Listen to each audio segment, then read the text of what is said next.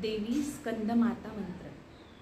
सिंहासनगता नित्यं पद्माश्रितकरद्वया शुभदास्तु सदा देवी स्कंदमाता यशस्विनी। आजचा नवरात्रीचा दिवस आहे 5वा आणि आज आहे देवी स्कंदमाता।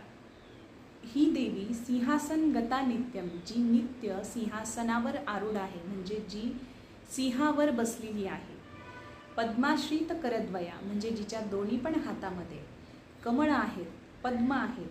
शुभदास्तु सदा देवी, आणि ही नेहमी आपल्या भक्तांसाठी, आपल्या पुत्रवत अशा सर्व प्राणीमात्रांसाठी अशी शुभदास्तू आहे, म्हणजे शुभकारिणी आहे।